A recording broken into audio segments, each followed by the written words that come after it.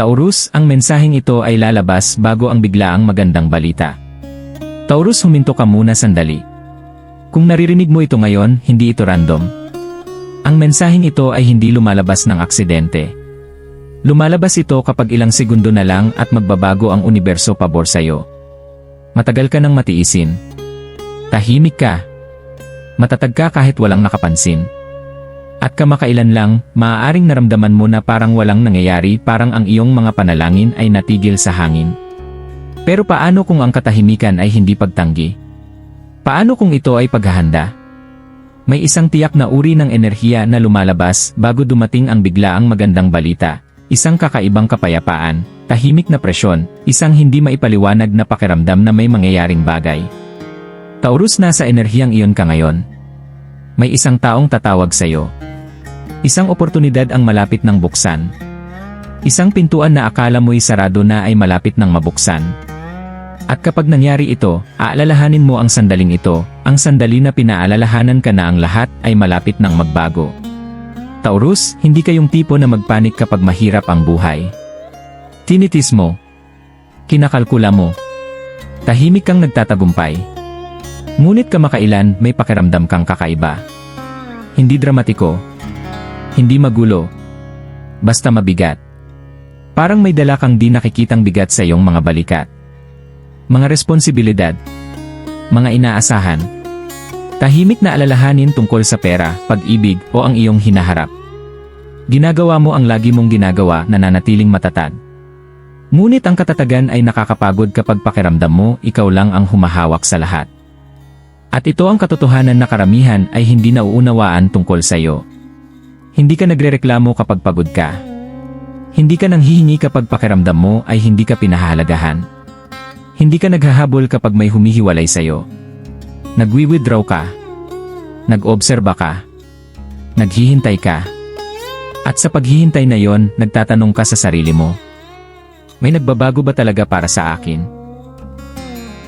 May nagbabago. Dahil kapag ang buhay ay naging hindi karaniwang tahimik para sa isang Taurus, hindi ito kawalan, ito ay pag-ayos. Ito ang katahimikan bago ang kilos. Ang sandali bago maging malinaw ang mga resulta. Maaaring hindi mo pa nakikita ang pagbabago. Ngunit sa likod ng eksena, may mga pag-uusap na nagaganap, mga desisyon na ginagawa, at mga oportunidad na dahan-dahang papunta sa iyo. Hindi ito random na timing. Ito ay ang universo na naghahanda upang gantimpalaan ang iyong pagtitiis. At ang darating ay hindi kailangan mong habulin. Ito ay hahanapin ka. Taurus, pag-usapan natin ang pagka-frustrate na hindi mo ipinakita sa kahit sino. Ang mga plano na hindi umusad. Ang mga mensaheng hindi dumating. Ang pera na pakiramdam mo ay bahagyang lagpas sa abot mo. Ang pagsusumikap na parang hindi bumabalik ng pantay. Patuloy mong sinasabi sa sarili mo, maging matiisin. Manatiling kalmado. Patuloy na magtrabaho. Ngunit sa loob mo, pagod ka na sa pagiging matiisin. Nagsimula kang questionin ang mga bagay na karaniwan ay hindi mo pinagdududahan. Gumagawa ba ako ng sapat? Nawala ba ang aking pagkakataon? Bakit parang lahat ng iba ay umuusad? Narito ang hindi mo nakita. Ang pagkaantala ay hindi kailanman pagtanggi. Ito ay proteksyon. May ilang oportunidad na kailangang mabigo dahil masyado itong maliit para sa patutunguhan mo. May ilang tao na kailangang lumayo dahil hindi sila makakasabay sa bilis mo. May ilang pintuan na kailangang manatiling sarado dahil may mas magagandang pintuan na inihahanda pa. Taurus, ang buhay mo ay hindi gumagalaw sa kaguluhan. Ito ay gumagalaw sa estratehiya. At minsan, ang estratehiya ay nangangailangan ng katahimikan. Ikaw ay na-reposition. Hindi tinanggihan. Hindi pinabayaan. Hindi nakalimutan. A-reposition. At kapag ang isang Taurus ay tahimik na nire-reposition, ang pagbabalik ay palaging makapangyarihan. Ang katahimikan na naramdaman mo, iyon ay pressure na nagtatayo. At ang pressure palaging lumilikha ng breakthrough. Taurus, pagdating sa pag-ibig, hindi ka naglalaro. Nag-invest ka. Nagpoprotekta ka. Nanatiling tapat kahit mahirap ang sitwasyon. Ngunit kamakailan, maaaring naging nakakalito ang pag-ibig. Marahil may isang taong lumayo. Marahil bumagal ang komunikasyon. Marahil pakiramdam mo ay nagbibigay ka ng higit kaysa sa natatanggap mo. At imbes na mag-react ng emosyonal na nahimik ka, ang katahimikan na yon ay hindi kahinaan. Ito ay pagpapahalaga sa sarili. Nagdesisyon ka na kung ang isang tao ay tunay na nagpapahalaga sa iyo, ipapakita nila ito. Tumanggi kang humingi ng atensyon. Tumanggi kang habulin ang kalinawan. At narito ang nangyayari ngayon. Nararamdaman ang iyong pagkawala. Napapansin ang iyong tahimik na katatagan. May isang tao na napagtatanto na ang iyong pagiging consistent ay bihira. Na ang iyong pagiging matatag ay ligtas. Na ang iyong pagmamahal ay hindi ordinaryo, ito ay pangmatagalan. Para sa ilang Taurus, may mensahe na paparating. Para sa iba, isang paumanhin. Para sa iba, mas malalim na pangako. At kung ikaw ay single, mag-ingat dahil may isang tao na steady, mature, at seryoso na malapit nang pumasok sa iyong buhay. Hindi isang magulo. Hindi pansamantala. Isang taong aligned. Dahil hindi inaalis ng universo ang mga tao sa buhay ng Taurus nang hindi naghahanda ng mas mabuting kapalit. Ang pag-ibig ay hindi iniiwan ka. Ito ay inaayos ang sarili. At kapag babalik ito ng tama, Taurus, mas mahalaga sa iyo ang seguridad kaysa atensyon. Hindi ka lang nangangarap tungkol sa pera, iniisip mo ang katatagan. Iniisip mo ang pamilya. Iniisip mo ang hindi na muling makaranas ng paghihirap tulad ng dati. At kamakailan, maaaring pakiramdam mo ay masikip ang pera na antala o hindi tiyak. Hindi ito sakuna. Basta hindi comfortable. Parang nagsusumikap ka pero hindi pa nakikita ang buong resulta. Ngunit narito ang dapat mong maunawaan. Ang iyong pagsusumikap ay hindi napapansin. May mga galaw na nangyayari sa mga lugar na hindi mo pa nakikita. Isang pag-apruba. Isang desisyon. Isang green light. Isang oportunidad na pinag-uusapan. Isang pintuan sa pera na inihahanda ng buksan. At hindi ito darating ng dahan-dahan. Darating ito biglaan. Isang notification. Isang tawag. Isang hindi inaasahang At sa sandaling mangyari ito, mapagtatanto mo ang isang makapangyarihang bagay, mas malapit ka pala kaysa sa akala mo. Ang Taurus ay hindi nasasayang sa mga oportunidad. Kapag natanggap mo ang paglago sa pera, pinapalago mo ito. Pinadadami mo. Ginagawang pangmatagalan ang panandaliang tagumpay. Kaya nagtitiwala ang universo sa iyo sa mas malalaking biyaya. Dahil hindi mo sinasayang ang kasaganaan. Ipinapakita mo ang respeto rito. Kaya kung tahimik kang nag-aalala, huminto ka. Ang pressure sa pera na dinadala mo ay malapit ng lumiwanag. Hindi dahil sa swerte, kundi dahil sa alignment. At kapag nagbago ito, sa wakas ay hihina ka ng mas maluwag, hindi lang para sa iyong sarili, kundi para sa lahat ng umaasa sa iyo. Taurus, bago biglang magbago ang buhay, palaging may senyales. At kung nagbabantay ka, maaaring napansin mo ang mga banayad na pagbabago kamakailan. Isang kakaibang pakiramdam ng katahimikan pagkatapos ng linggo-linggong stress. Mga random na sandali kung saan na-imagine mo ang tagumpay ng walang takot. Mga panaginip na mas malinaw kaysa dati. Umiikot na mga numero.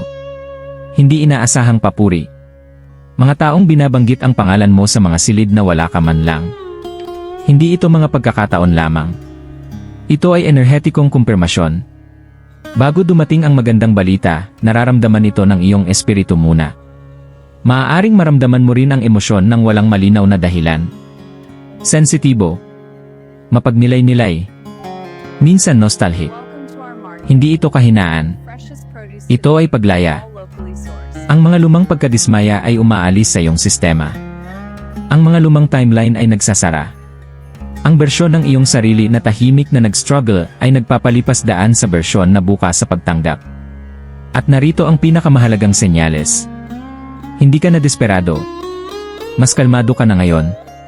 Kapag huminto ang Taurus sa paghahabol at nagsimulang magtiwala, mabilis kumilos ang universo. Dahil ang desperasyon ay humaharang sa biyaya. Ngunit ang grounded na inaasahan, ito ang umaakit sa kanila. Papasok ka sa panahon ng pagtanggap. Hindi panahon ng paghahabol. Hindi panahon ng pagpapatunay. Panahon ng pagtanggap. At kapag nagsimulang tumanggap ang Taurus, hindi ito dumarating ng paisa-isa. Dumarating ito sa mga alon. Sa lalong madaling panahon, may mangyayaring magpapatunay sa lahat ng nararamdaman mo. At kapag nangyari yon, maiintindihan mo kung bakit kailangang mangyari muna ang katahimikan. Taurus, mag-ingat, ang iyong breakthrough ay hindi magmumukhang babala.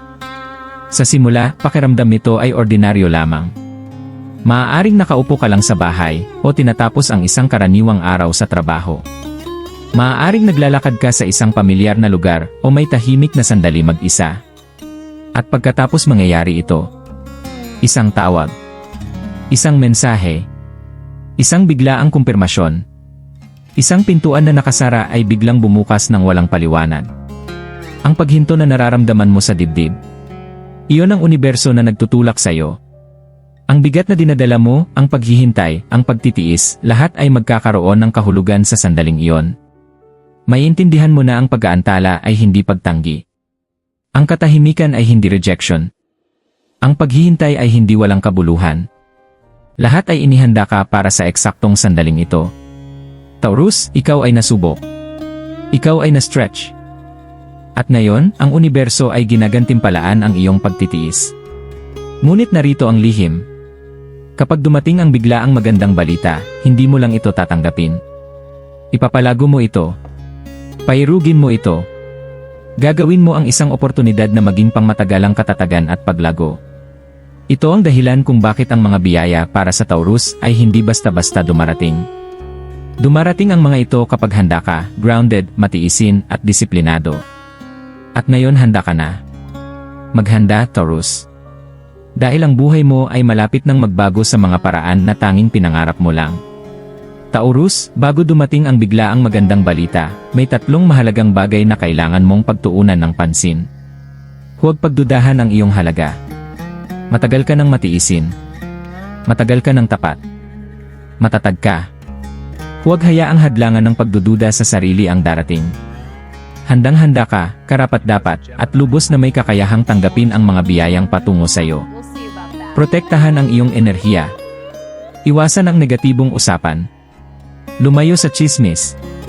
Limitahan ang oras kasama ang mga taong nagpapagod sa iyo. Ang paghahambing at inggit ay humaharang sa pagtanggap. Taurus, ang iyong kalmado at grounded na enerhiya ay kailangang manatiling buo para dumaloy ang mga biyaya. I visualize ang kinalabasan. Isipin ang pagtanggap sa magandang balita. Damhin ang saya. Hayaan ang isip na lubos na maniwala na ang breakthrough na ito ay totoo at karapat-dapat. Mas epektibo ang manifestation kapag ang Taurus ay nag-aalin ng emosyon at inaasahan sa realidad. Bukod dito, manatiling matiisin sa iyong mga aksyon. Iwasan ang pagmamadali o labis na pag-isip. Inilatag na ng universo ang lahat at ang papel mo ngayon ay magtiwala sa proseso. Bawat maliit na desisyon na gagawin mo, bawat kalmadong hakbang na tatahakin mo, ay nagdadala sa iyo ng mas malapit sa sandali kung saan lahat ay magkakatugma. Taurus, ang paghahandang ito ang susi. Dahil kapag dumating ang biglaang magandang balita, hindi mo lang ito masusaksihan. Ipapasok mo ito, handang-handa upang yakapin ang lahat ng kasaganaan, pag-ibig, at kaliwanagan na tahimik na inihahanda ng universo para sa iyo. Taurus, lumalabas ang mensaheng ito bago ang biglaang magandang balita dahil naabot na ng iyong enerhiya ang tipping point. Tahimik kang nagtiis. Nanatiling tapat kahit walang pumapalakpak. Patuloy kang umusad kahit na parang walang pakialam ang mundo. At ngayon ipinapakita na sa iyo ng universo na matagal na itong gumagalaw sa likod ng eksena. Ang bigat na dinadala mo, malapit nang mawala. Ang mga pagkaantala na iyong kinatatakutan, malapit nang matapos. Ang mga oportunidad na hinahangad mo, malapit nang dumating. Sa lalong madaling panahon, masasabi mo sa sarili mo, hindi ko ito inaasahan pero sobrang saya ko na nangyari. Hindi ito swerte, Taurus. Ito ay alignment. Ang mga sandali ng pagdududa, ang mga panahong kinwestiyon mo ang sarili mo, ang paghihintay na iyong tiniis, lahat ito ay bahagi ng paghahanda para sa isang breakthrough na mas malaki kaysa sa akala mo. Ang iyong pag-ibig, pera, at kapalaran, lahat ay nag-aalin pabor sa iyo. Kaya manatiling grounded. Manatiling matiisin. Manatiling bukas. Dahil ang susunod na notification, susunod na mensahe, o susunod na oportunidad na iyong makakasalamuha ay maaaring baguhin ang lahat. Tandaan ang sandaling ito. Tandaan ang pakiramdam na ito. Dahil sa lalong madaling panahon, Taurus, magbabago ang iyong buhay, at mauunawaan mo kung bakit hindi pinayagan ng universo na magmadali ka, hindi pinayagan na makontento ka, at hindi pinayagan na sumuko ka. Ang iyong biglaang magandang balita ay mas malapit kaysa sa inaakala mo. Maghanda upang tanggapin ito ng buong buo,